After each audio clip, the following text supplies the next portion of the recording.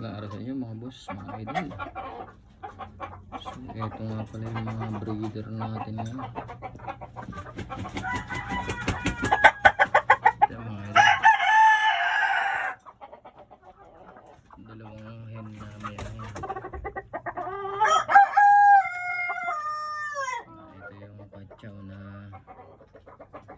winner na mga idol. Yan, baliktad. So kaya ganyan itsura niyan, mahirap lapitan to mga idol kasi napaka-basic na broodcock na to mga idol. Sobrang bagas na mga idol, namamalo ng tao. Itong mga trio na to ay mga idol ay mga manok ni Tatay El.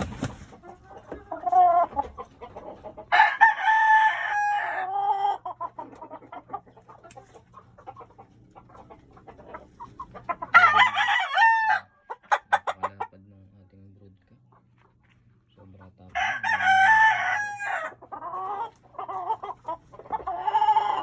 Ito mga idol ay mga dating alaga ni Tatay Eli mga idol. So dahil nagkasakit si Tatay Eli, so tayo na yung nag-aalaga ng kanyang mga manok. So ito mga idol, hindi naman siya pag pero itong trio na to ay produce na mga idol ng mga winner mga idol. Hindi naman laging panalo, pero lamang sa panalo mga idol.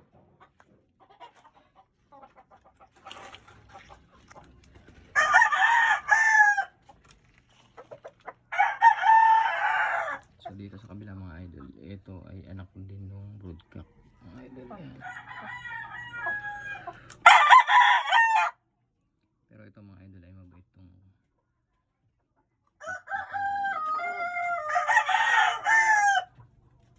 so yung kapares ng mga idol ay sweater Boston mga idol na hen. Yung sweater Boston na yan mga idol ay galing sa tropa natin. So yung hen niya nag-produce na rin sa atin ng stud. Yun nga ang feedback ng buyer natin ay nanalo, walang sugat mga idol.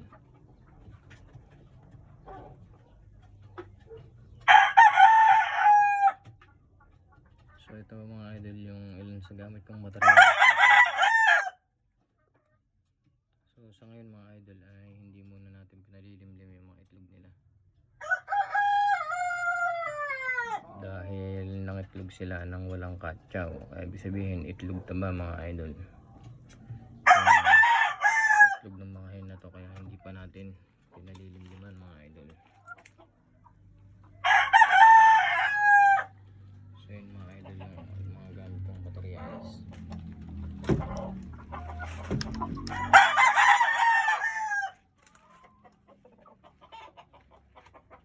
So dito mga idol, ito yung isa nating broodcock mga idol. Lugon na siya mga idol, mabagsik din mga idol itong broodcock na to. Bulag yung isang mata, high station mga idol. Itim on the head mga idol.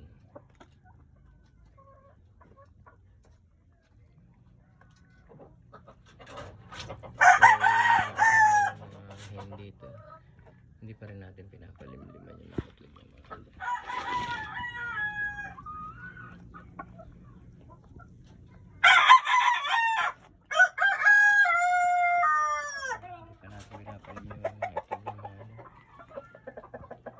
Kasi nga lugon na yung cock natin. So wala kasi tayong ibang kulungan mga idol, kaya setup natin, pero hindi natin pinapalimlim mga idol. So ito mga idol yung aking SBR na hen mga idol. So naglulugon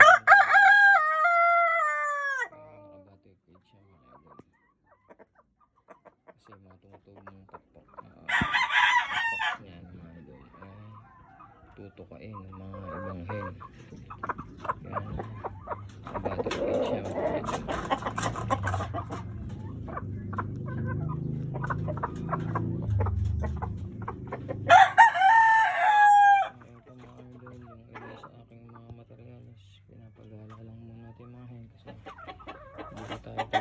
nagbe-breed mga idol, umitlog man sila mga idol ay hindi pa natin sinasalang mga idol.